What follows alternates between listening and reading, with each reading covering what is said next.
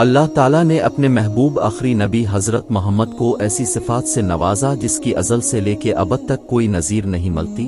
رسول پاک اپنی اعلیٰ صفات و خوبیوں کی بنا پر بچپن ہی سے عرب کے باقی بچوں سے جدا دکھائی دیتے تھے۔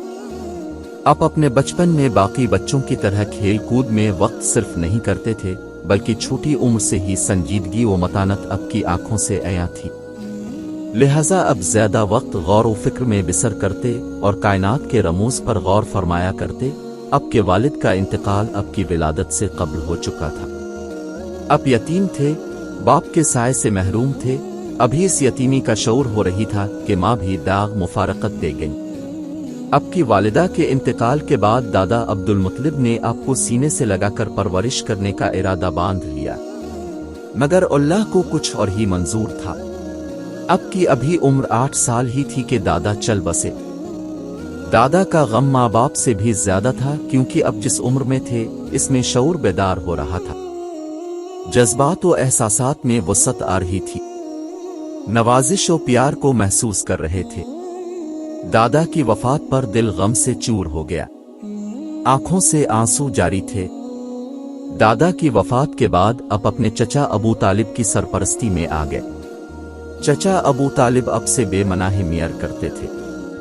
ایک دفعہ آپ اپنے چچا ابو طالب کے ساتھ شام کے تجارتی سفر پر روانہ ہوئے۔ اس وقت آپ کی عمر 12 سال تھی۔ شام کی سرزمین پر پہنچ کر وہاں کے ایک مشہور شہر بصر میں پڑاؤ ڈال دیا۔ بصر میں بحیرہ نامی ایک راغب تھا۔ اس کے گرجا گھر کے پاس ہی ایک سایہ دار جگہ تھی۔ قریشی تاجر جب بھی بصر جاتے وہیں اس درخت کے نیچے ٹھہر جاتے۔ یہ قافلہ بھی اسی جگہ ٹھہرا۔ کوئی زیادہ دیر نہیں ہوئی تھی کہ ایک قاصد بحرہ کا پیغام لے کر آیا کہ اب لوگوں کو بحرہ نے کھانے پر دعوت دی ہے۔ بحرہ نے اس سے قبل ان لوگوں کو کبھی کسی قسم کی دعوت نہیں دی تھی، لہذا قافلے کے لوگ حیران ہو گئے۔ ہر حال میں دعوت قبول کر لی گئی اور قاصد کی رہنمائی میں روانہ ہو گئے، مگر محمد نہیں گئے، کیونکہ اب اس وقت بچے تھے۔ بحرہ نے سب کا استقبال کیا اور کہا کہ آج اب سب میرے مہمان ہیں، میں چاہتا ہوں کہ تم سب میرے ساتھ کھانا کھاؤ اور کوئی بھی باقی نہ رہ جائے۔ اہل قافلہ بولے کہ ہم سب آ گئے ہیں سوائے ایک بچے کے، کیونکہ وہ ابھی چھوٹا ہے۔ تو بحرہ نے کہا کہ بچہ ہے تو کیا ہوا، اسے بھی بلا لو۔ اس بات پر اہل قافلہ حیران ہوئے۔ پھر قاصد ابو طالب کے ڈیرے پر گیا اور محمد کو ساتھ لے آئے۔ بحرہ کی نظریں رسول پر جمی رہ گئیں، وہ ٹکٹکی لگائے آپ کو دیکھتا ہی رہا۔ کھانا کھانے کے بعد لوگ چہل قدمی کرنے لگے اور بحرہ کا گرجا گھر دیکھنے لگے۔ بحرہ آپ کے پاس آیا اور بولا، بیٹے تمہیں لا تو اس کی قسم، جو کچھ پوچھو بتا دینا۔ آپ نے کہا کہ لا تو اس کی قسم نہ جی۔ بحیرہ نے کہا اچھا خدا کی قسم، جو پوچھوں بتا دینا۔ آپ نے کہا کہ پوچھئے کیا پوچھنا ہے۔ پھر اس نے آپ کی عادات و اطوار، مصروفیات، رجحان، طبیعت، مزاج کے بارے میں مختلف سوالات کیے۔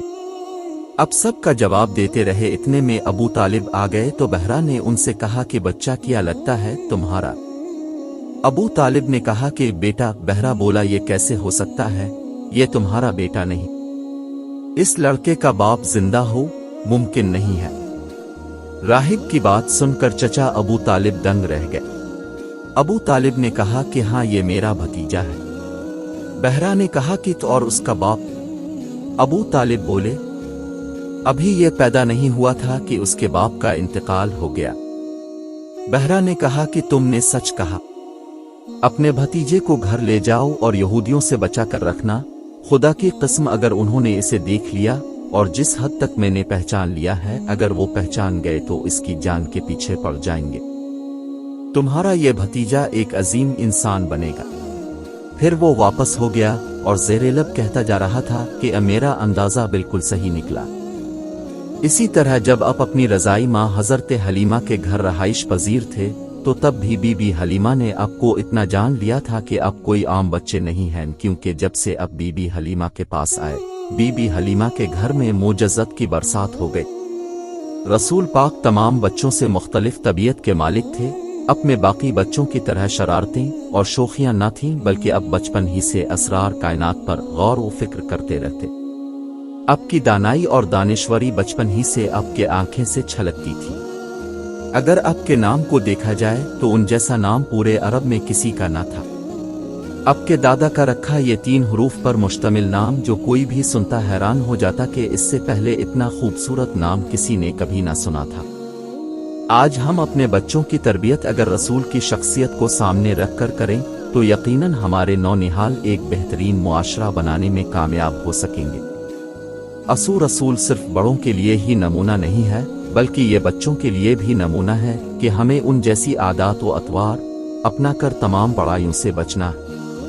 اپنے بچوں کا رجحان سیرت طیبہ کی کتابیں پڑھنے کی طرف بڑھائیں یا کہانی کی صورت میں بچوں کو نبی پاک کی سیرت اس طرح بیان کریں گے سیرت طیبہ ان کے لیے رول ماڈل بن جائے۔